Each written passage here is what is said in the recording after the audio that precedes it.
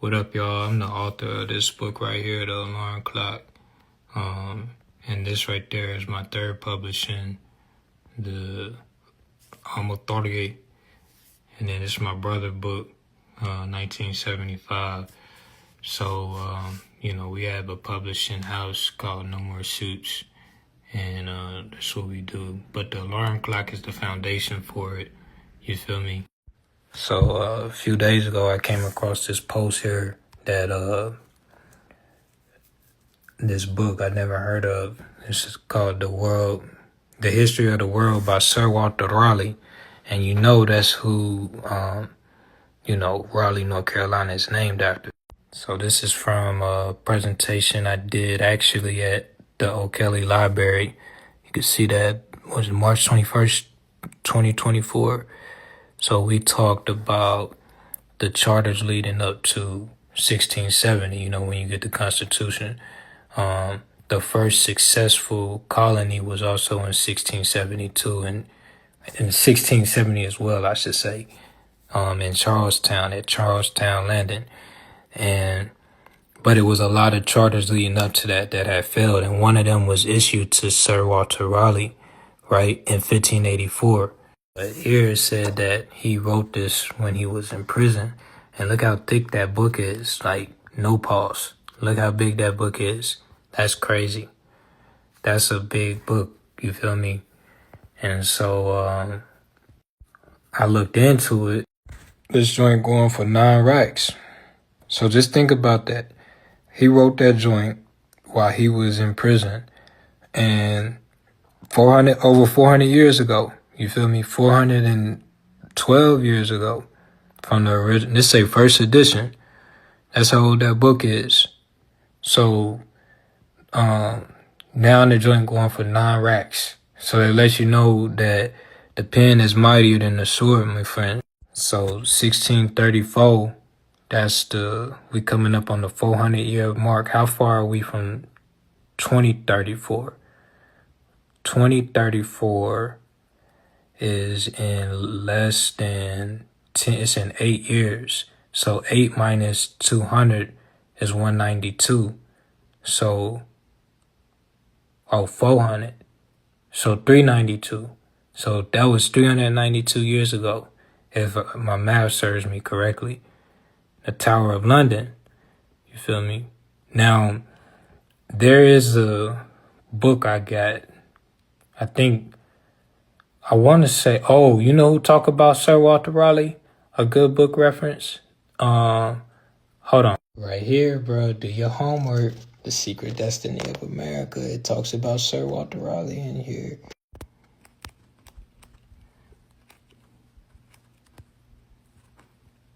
Ooh, try my luck. We see it right there? Damn. So, man, y'all don't know what I just had to go through to find this book, bro. Y'all don't know what I just had to go through. Feel me? Oh, just so you know, we read it. Dang. Neighborhood. Feel me? Man, that's crazy. Neighborhood. It's my 31 year, man. It's my 31 year. If you see what I'm saying. Hey. Big Aquarius. Would you look at this shit? They got him depicted as a Moor. Look at that. Come on, dog. Come on, bro. So this is what was leading up to the charters. Again, you have to have a charter before you have a constitution. You feel me? So the Constitution was for the English who were coming into this newfound land, if you will.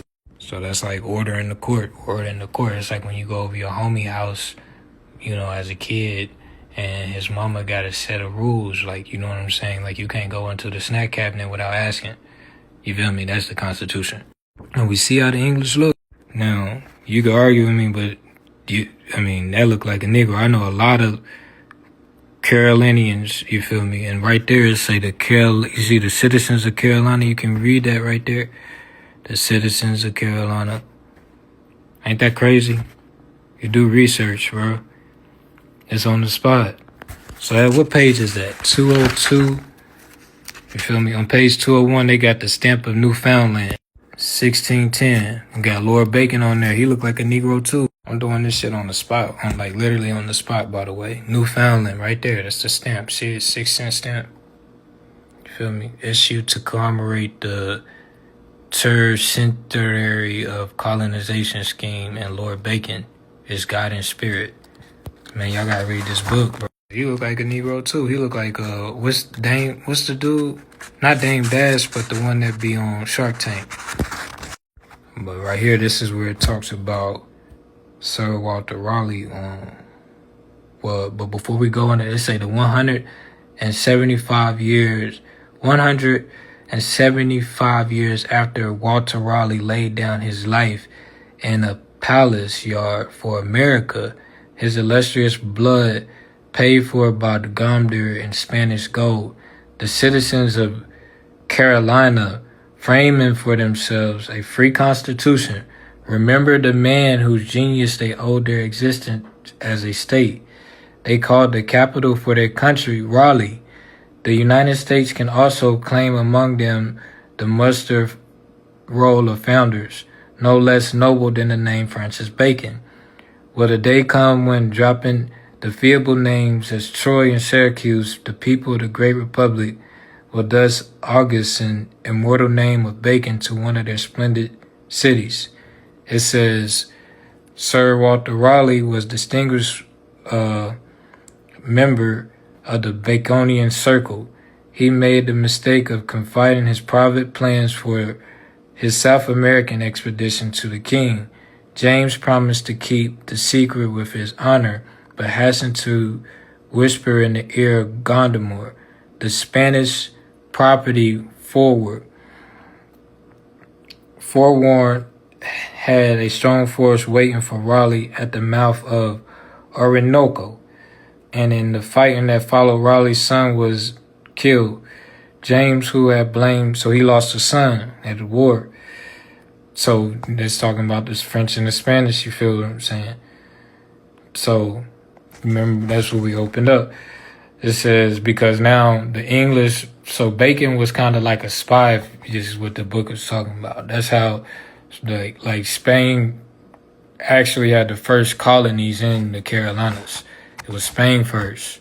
But then chestnut checkers, England, coming off of Henry, like I'm reading about Henry V, like this the same spirit, Henry V,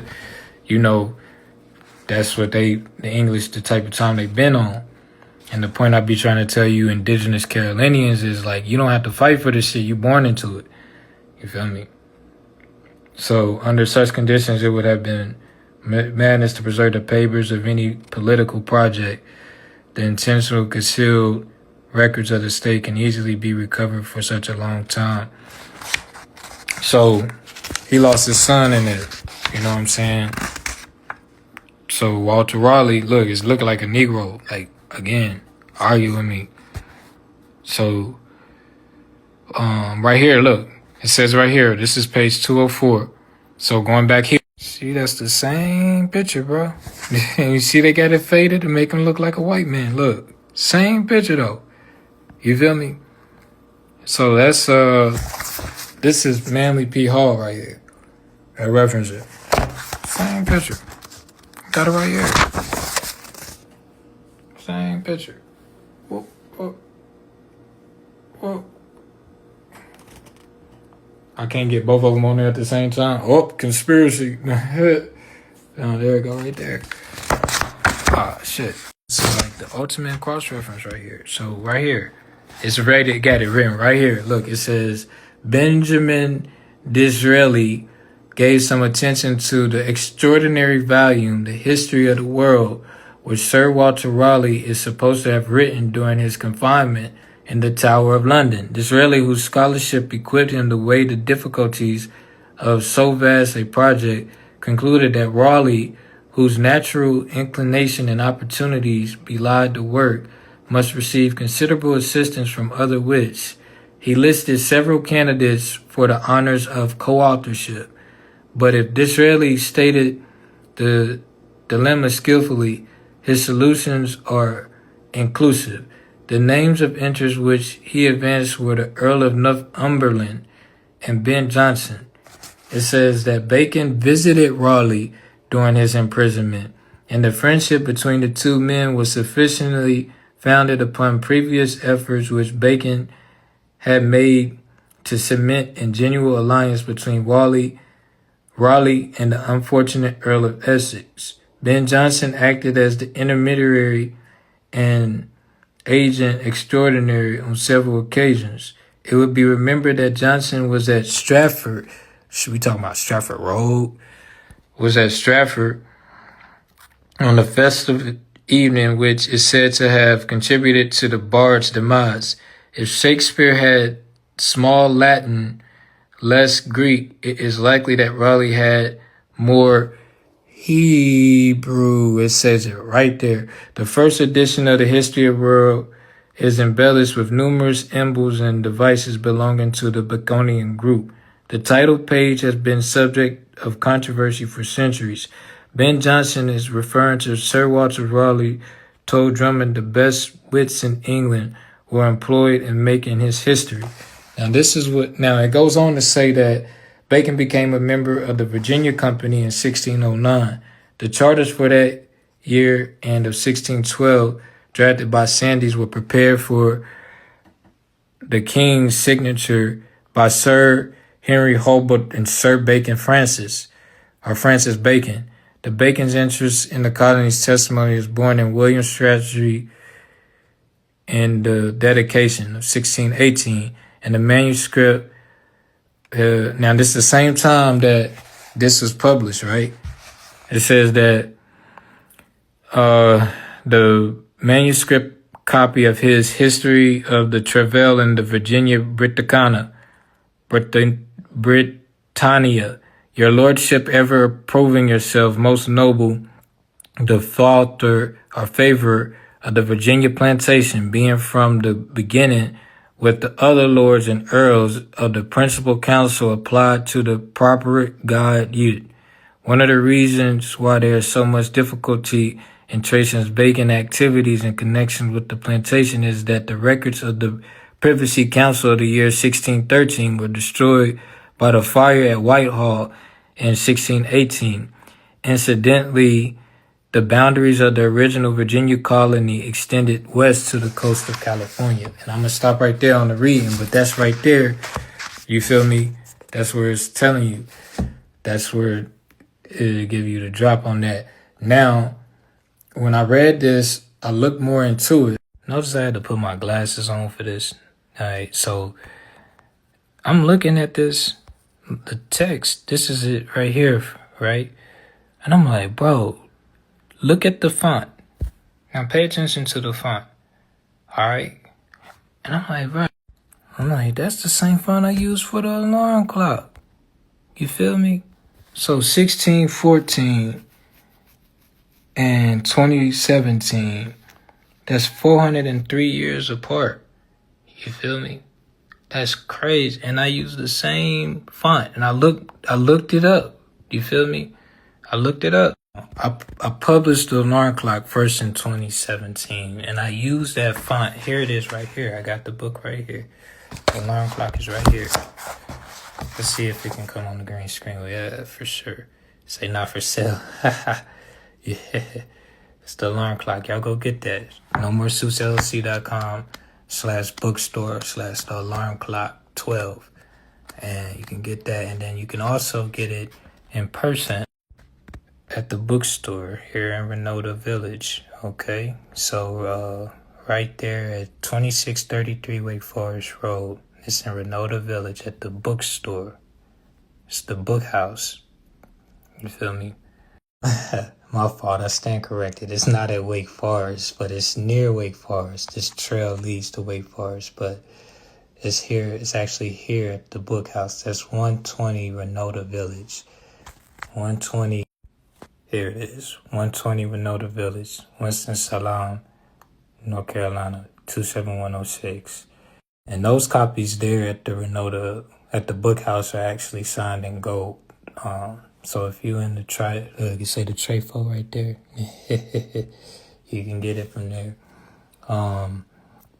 So yeah, I published this in 2017, and I just used that font because here you can see another page. This is I forget what chapter this is, but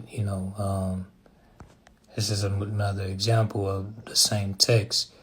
I thought that was just so amazing, bro. I just saw the Facebook post, and I had already read on Raleigh. I did presentations on Raleigh, but I had no idea that I used the same font.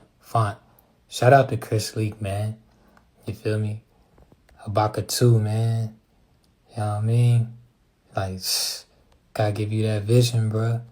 This is literally living in my vision that I wrote in the alarm clock. So you got a vision that keeps you alive. That if you lose people, like I lost the closest people to me.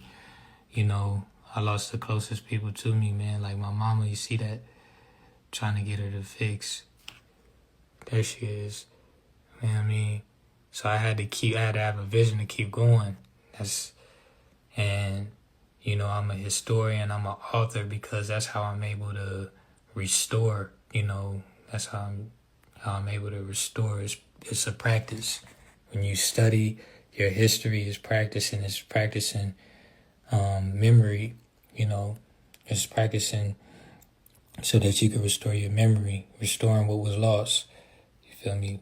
So that's why I do this scholarship. So this is actually for my daughter. That's my daughter's copy. You know what I mean? So it's dedicated to my mom and my grandfather, Jack. So yeah, that's dope. Ooh, this is around the same time. They say the sheriff, the Sharif. That's when it was established, 1510 in Paris. And that was before the Eiffel Tower. The Eiffel Tower was actually erected on my birthday, January 26, 1995. I mean, not 95, but 1886, I think. Fact check me. But yeah, so y'all go get my books that's written in Grauman style. So I just chose that because I liked how it looked. And I didn't even know the history. I didn't even know that was a standard. You know what I mean? So that's what Raleigh used in the history of the world, bro. So what we learned? So was Raleigh a Negro? Was he a Negro? Why did Manly P. Hall have that in his book, man? You feel me? So y'all go get that, bro. Secret Destiny of America and the history of the world. You gonna pay 9 racks for it?